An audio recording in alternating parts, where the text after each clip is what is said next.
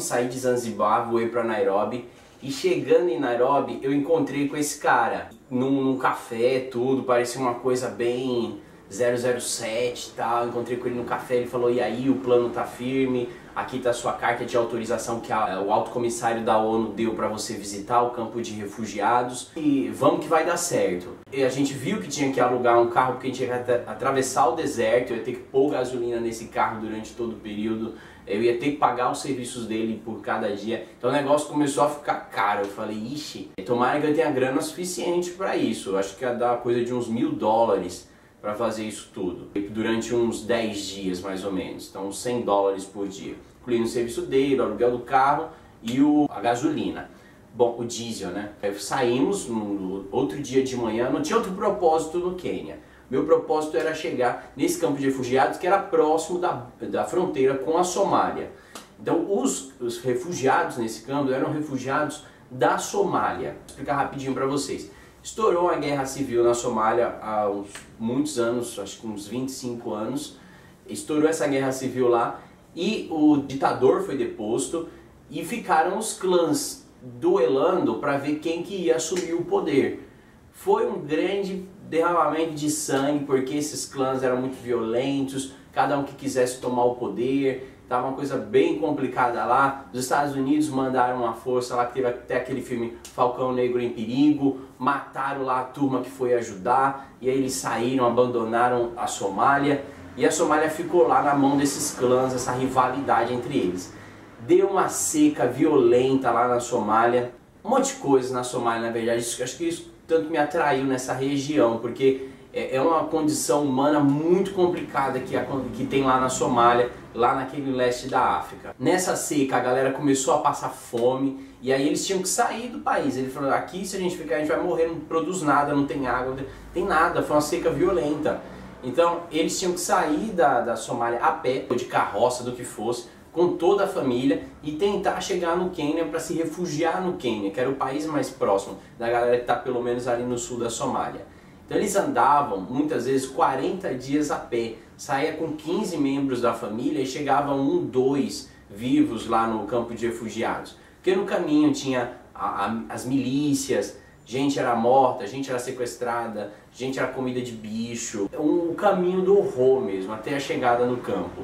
É por isso que o campo é próximo da fronteira com a Somália. O Maurice e eu tomamos o carro, o 4x4, alugamos tudo e fomos para o campo de refugiados. No caminho tinha várias barreiras do pessoal do exército. Sempre que a gente chegava nessas barreiras, rapidamente éramos liberados sem ter que falar nada, porque viam que eu era de cor mais clara, que eu não era africano, que eu não era da região. Que lá eles são africanos mesmo, lá na região. E aí eles vinham e acabavam liberando, tipo: turista, vamos liberar. Então abria lá o bloqueio e o carro passava. Eu acho que demorou essa viagem até o campo umas 8 horas, 6 a 8 horas. Foi muito, saindo de Nairobi, muito longe. E o carro mandando ver. Começou a chegar em alguns bloqueios que eles começaram a parar um pouco mais, olhar assim, e aí liberavam. Eu comecei a perceber que já estávamos fugindo ali de uma região mais turística, totalmente. A cidade que estava chegando já estava começando a achar estranho turista por ali. Aí começavam a parar o carro. Aí o Maurice falava com eles no idioma deles e aí liberavam a gente lá e a gente continuava. Chegou um último bloqueio antes do deserto aberto. Eles acharam estranho a gente indo para lá. Eu tive que mostrar a carta que eu tinha autorização da ONU para ir para o campo de refugiados. Falaram alguma coisa com o Maurice. E aí continuamos. No caminho ele me falou: a gente vai entrar agora na estrada areia mesmo, esse aqui é o deserto. Para a chegada no campo vai demorar umas 2 horas, umas 3 horas para a gente chegar no campo. O problema é que os caras do último bloqueio me falaram que às vezes os terroristas do sul da Somália conseguem atravessar a fronteira, porque não tem tanta segurança assim, e ficam nessa estrada pelos arbustos para sequestrar o pessoal, para surpreender, se tiver algum estrangeiro, levar para a Somália e pedir resgate. Eles matam o nativo, o africano, e ficam com o estrangeiro. Mas a gente não sabia se isso ia acontecer, a gente ficou assustado com essa informação. Eu principalmente, por que eu fiquei assustado? Por mim, Nem tanto, eu sou um cara desprendido, assim, eu falei, não vão querer, eu morto acho que não ia ter tanta valia na época, né? Hoje estão decapitando todo mundo. Mas o meu problema era ele. Eu falei assim, se quiserem matá-lo, eu vou me sentir culpado. Então eu falei assim, não tá uma coisa muito segura isso daqui, mas vamos, né? Ele falou, não, vamos embora, ele tava empolgado, tudo. E eu peguei aquela energia, falei assim, vamos que vai dar tudo certo. É comum acontecer? Não é comum ter esse sequestro lá, mas acontece, vira e mexe. Então fomos. Quando a gente tá já no deserto, mandando ver com o carro, meio assustado, a gente tava andando devagar, tudo, porque era uma rota meio chatinha, tudo, era pura areia, a estrada tava lá, era estrada terra, a gente via por causa dos arbustos do lado, mas poucos. Mas a gente entendia que aquilo era uma estrada. Aí o que a gente viu no retrovisor? Um carro vindo. O pânico. Se esses caras são os caras da Somália e vinha mandando ver, os caras vinham no pau mesmo. E a gente falou, lascou, vão alcançar a gente, já são os caras da Somália, vieram me sequestrar. Tô lascado. E não tinha o que fazer, a gente não tinha a velocidade que os caras tinham. Os caras e era um carro grande, estavam vindo no pau mesmo.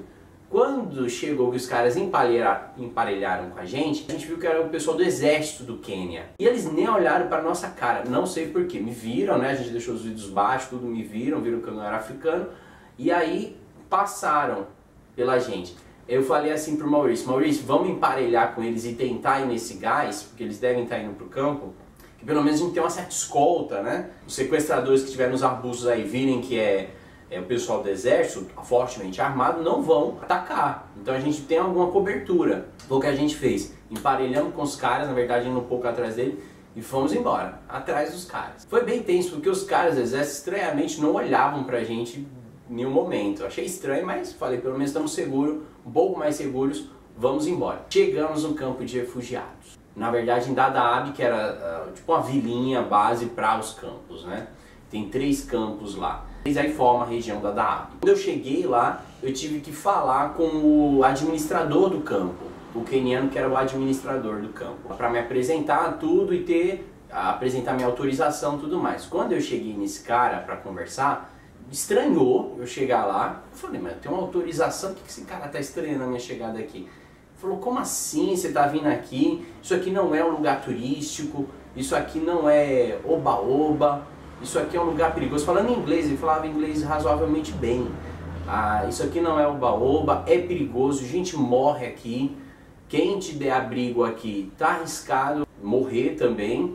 Ou você tá arriscado a ele te entregar. Você é valioso aqui. Então te pegar e falar para os terroristas a sua localização, eles ganham dinheiro com isso. Então você está passando um risco muito grande. Eu quero só abrir os teus olhos onde você está se metendo. Eu já estava feliz por ter conseguido chegar lá, era coisa que eu ia pôr no meu livro, por isso que eu fui para lá, eu expliquei para ele que eu estava escrevendo um livro sobre a região, o meu personagem estava na região, eu queria ver com meus próprios olhos e tudo mais, e o assunto me interessava muito também, e aí eu falei isso para ele, ele falou assim, olha, tudo bem, você pode conhecer o campo, tudo, ficar ajudando, porque eu tinha tido autorização não só para conhecer, mas para ser voluntário. Então, falou, você vai ajudar o pessoal, seja da Cruz Vermelha, seja o pessoal dos Médicos Sem Fronteiras, veja o que você quer fazer aqui, conversa com os caras, só que você vai ficar acomodado aqui no vilarejo e é muito perigoso. Você vai ter que ter escolta armada todo momento que você andar. Você vai ter que pagar por essa escolta armada. Foi tenso ali porque eu falei escolta armada e ele falou, não confie nos caras que estiverem te escoltando, porque se os terroristas chegarem, eles estão muito mais bem armados do que quem estiver te escoltando. Pode ter certeza que eles vão ser os primeiros a correr. Mas a escolta te ajuda a dar uma certa segurança em relação ao seu caminhar no campo, a sua rotina no campo. Vai dar uma certa segurança. Então você vai ter que pagar esses caras 2 pelo menos para te escoltarem. Eu falei, meu Deus, tem que pagar a gente, vai ficar me escoltando, eu sou só um mochileiro. Eu vim aqui para conhecer o campo. Aí eu senti ali uma certa insegurança, mas assim, eu falei, não, conseguia chegar aqui, tá dando tudo certo, eu vou ficar pouco tempo e vou embora, vou ver a situação, eu quero vivenciar isso, queria estar lá no meio para compartilhar aquela energia com aquelas pessoas que estavam lá totalmente isoladas do resto do mundo. A situação de campos de refugiados, gente, é uma situação muito, muito diferente de tudo que você possa imaginar. É uma situação que você fica num lugar que não é o seu país, que você não pode sair dali, você não pode trabalhar naquele lugar, você só fica esperando. E aquele povo já estava lá esperando, recebendo aquela ração da ONU, por 20 anos. Teve gente que nasceu lá, só conhece o campo, não conhece mais nada do resto do mundo. Tem televisãozinha, tem algumas coisas lá, acabou virando uma mini cidade. Mas é uma mini cidade que você tá enclausurado ali, que você tá preso ali, que você não pode fazer nada. É uma situação bem complexa, bem tensa mesmo. Não sei como esse povo vê esperança para o futuro. Que é como se a Somália nunca fosse voltar a ser um país normal, eles fossem voltar a viver com as famílias dele no país dele, livremente, criando as cabrinhas, indo pra praia. Não existe mais isso para eles. Então é uma situação bem complexa. Eu queria estar lá, eu falei, eu vou correr esse risco. Peguei os caras da escolta armada, a gente começou a ajudar lá os Médicos Sem Fronteiras, tudo. O pessoal chegava realmente em situação muito crítica lá no campo. Todo dia chegava gente lá, em menos quantidade, alguns dias, mais quantidade. Eu fiquei só 3 dias, consegui ficar 3 dias no campo. Por quê? Estourou lá na fronteira um anúncio de que tinha tido uma briga em Libói, que é uma cidadezinha já na fronteira mesmo com a Somália, próxima depois de Dadaab. Estourou essa guerra lá com os terroristas que estavam querendo invadir o Quênia. Eles vinham para o campo de refugiados, então eu era o único estrangeiro lá. Que tinham sequestrado uma médica irlandesa, foi um médico irlandês, alguns meses antes de eu chegar, e sequestrar, ele era branco, tudo, alto, europeu, e sequestraram esse irlandês e levaram, porque ele nunca mais tinha achado esse irlandês. Então todo mundo lá era africano, inclusive os voluntários, e eu era o único que não era. Então eu estava correndo um grande risco ali. Chegou um grupinho lá dessa administração e falou pra mim, você tem que ir embora, porque em Libói tá tendo problema, o exército tá subindo aqui para dar proteção, mas não tá seguro aqui, vai embora. Dá tempo de você chegar em Garissa, não dá tempo de você chegar em Nairobi, mas você chega em Garissa e dorme lá. Mas não mostre o seu rosto, foi isso que ele falou pra mim, não mostre o seu rosto. Sai daqui agora, pega as tuas coisas e vai embora.